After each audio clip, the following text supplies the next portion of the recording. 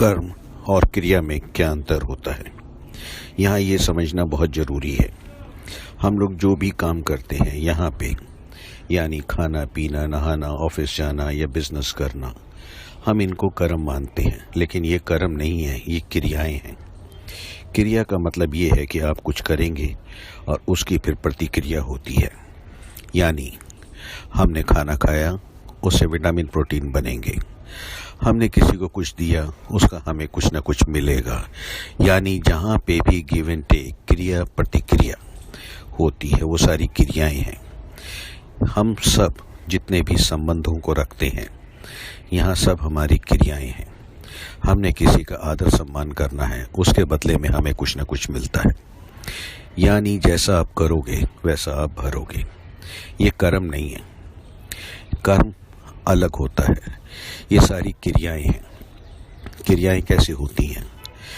हम अपने गर्भकाल के अंदर जो कुछ भी माँ से हम लोग सीखते हैं, और उसके बाद 5 साल तक की उम्र में जितना भी हमें सिखाया जाता है, बताया जाता है, वो हम सब कुछ सीखते हैं। और उसके अंदर क्या होता है, हम वही उसी तरह की क्रियाएं करते हैं जितना हमारे को सोच समझ दी जाती है। अगर ध्यान से हम देखें, हम सभी लोग अपने मामा नाना की तरफ हम लोग ज़्यादा आकर्षित होते हैं, क्योंकि माँ का लगाव अक्सर वहाँ पे अपने पेरेंट्स के साथ होता है, ब्रदर सिस्टर्स के साथ होता है। लेकिन जिन परिवारों में लेडीज का संबंध यानी प्रेम उनके अपने ससुराल से हो जाता है, वहाँ पे हम लोग अपने चाचा ताऊ को बहुत ज़्यादा प्रेम करते हैं और उन्हीं के साथ जुड़े रहते हैं। ये हार्डकोर फैक्ट एंड फिगर्स हैं, जहाँ पे हम लोग देख सकते हैं कि हम लोगों को क्या संस्कार मिले, यानी क्या चीज़ें हमें मिली उस गर्भकाल के अंदर, हम उसी के अंदर सीमित रहते हैं। इसके अलावा जो सबसे बड़ी चीज़ ये है कि जब तक हम 5 साल के होते हैं, हमारे को बहुत सारी चीज़ें सिखाई जाती हैं। भाषा, व्यवहार, क्या रिएक्शन करना है, कैसे काम करना है, वो सारी चीज़ें हमें सिखाई जाती हैं और हम सिर्फ उन्हीं के हिसाब से करते हैं। यानी अगर हम बच्चे को उस 5 साल तक की उम्र में जो कुछ भी सिखाना चाहें, हम सिखा सकते हैं और बच्चा उसी हिसाब से रिएक्ट करेगा।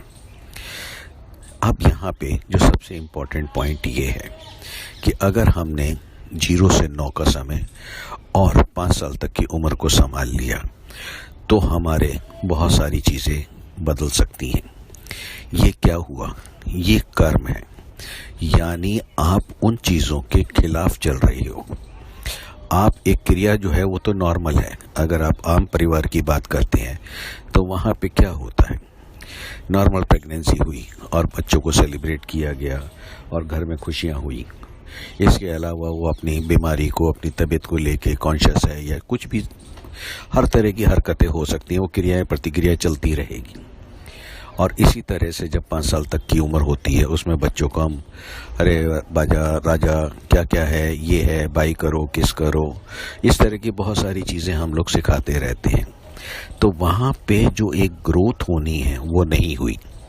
वहाँ पे उसको सब चीज़ें देखने खाने को तो मिल गई, लेकिन उसकी जो ग्रोथ है वो नहीं हो पाई। ये सारी क्रियाएं थीं जो कि एक नॉर्मल सिस्टम के अंदर चलती हैं। अब कर्म क्या है?